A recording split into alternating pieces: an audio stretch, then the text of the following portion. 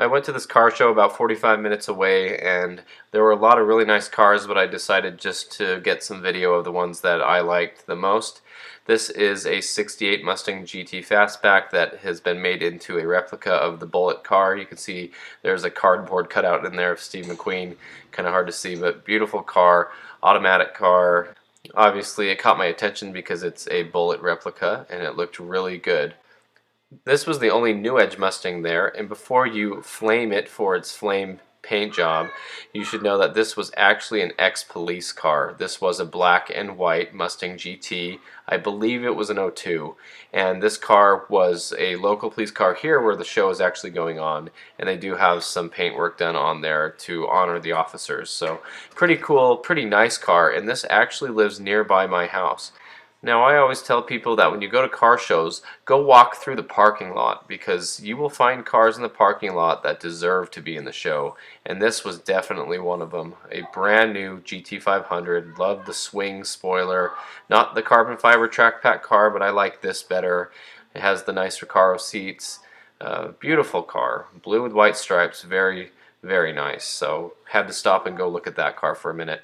Next up was a Trans Am that I see there every year. It's a 30th anniversary 1999 Trans Am ws6, and it actually came with these blue wheels. If you know anything about these LS1 Trans Ams and the 30th anniversary, they had special badging, seats, wheels. This is my kind of car because I just really like the rare limited edition stuff, as you can tell. But this was just a really cool car, and I do like the F-body cars a lot. And so it has the blue ws6 badge on it. That's pretty special. My brother-in-law actually made his 2000 white Trans Am look just like this. Besides the interior, he actually got the stripe kit and the badging and made a replica, but here is the real deal. So really cool to see. Plus it is a 6-speed car, so a lot of the Trans Ams and Camaros were automatic cars, so really cool to see a T56 car. Very nice, very, very nice car. I really like it. A lot of people don't like the blue wheels, but those were actually original, so that's pretty cool to see. This next car is a faded and rock chipped ZR1 Corvette, and I think this is really cool, and I'll tell you why.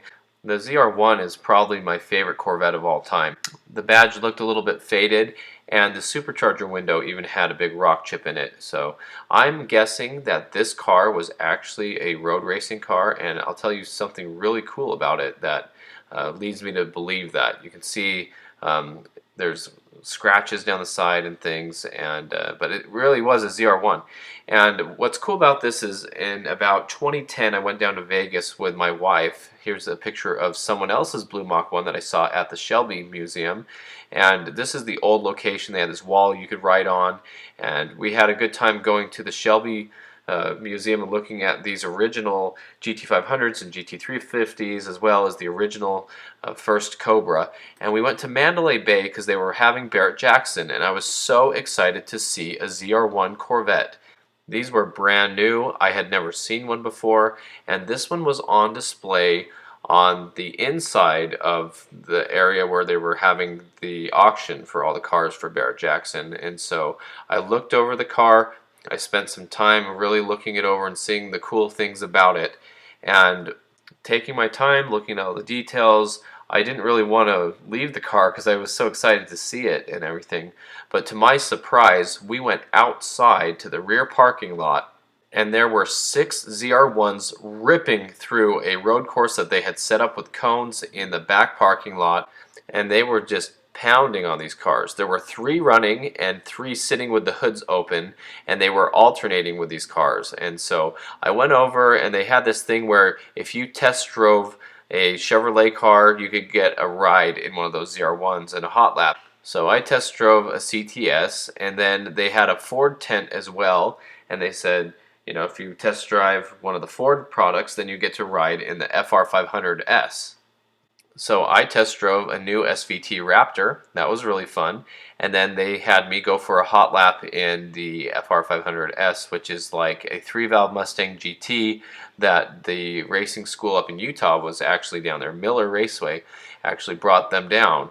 It was kind of funny. I asked the guy driving, I said, so is this just a 3-valve engine, 4.6 liter? And he said, I have no idea what's in this car. I would think that if you're racing the car, you would know. So that was really fun to go do the hot laps in the FR 500. Even though I got kicked out of line twice, where people with badges who were VIPs got to come cut in front of me and get in the cars and drive it. But then it got time to go in the ZR1. And Bondurant had a few of these ZR1s, and this is what they looked like.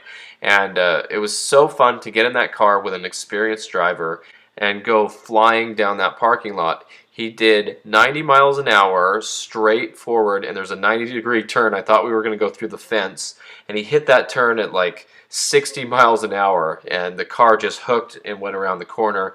Then he jetted up to 120 miles an hour down a straightaway that had some bends in it, and then another like 90-degree turn back around and 120 miles an hour the other way. That was the fastest car I'd ever ridden in, 638 horsepower. It was an incredible experience. And I know there are a lot of supercars out there, and there's lots of things you can do. You can do Speed Vegas and the exotic rentals and things.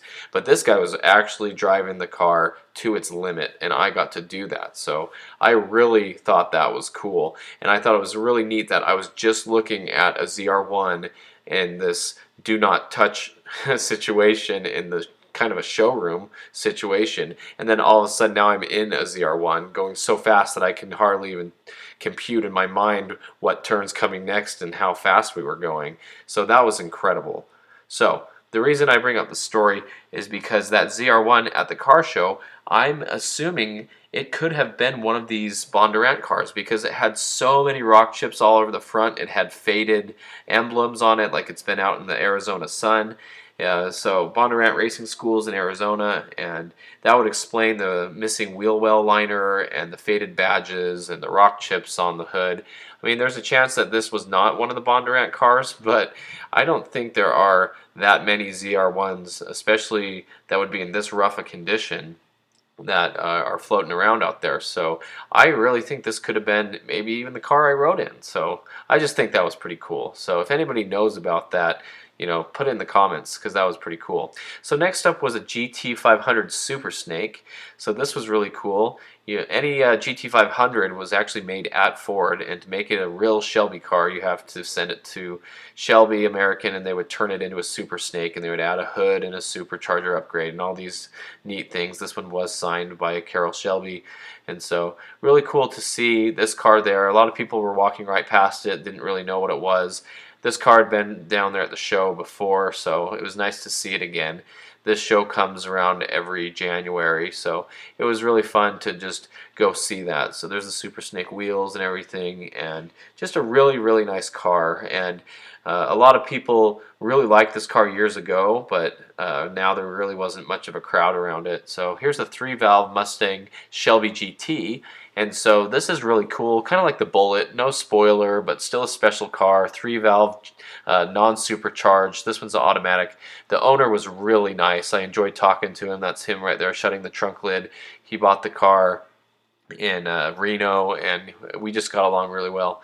So here's a really cool Mustang Fastback. I thought it was a Mach 1, but it didn't say it was a Mach 1. It said it was actually a 69 Mustang GT, but I think it had a 351 in it. Really nice car. I love the 69. This is just one of my favorite body styles, just like the Boss 429. And I really like these Mustang emblems and the side scoops on the fenders there.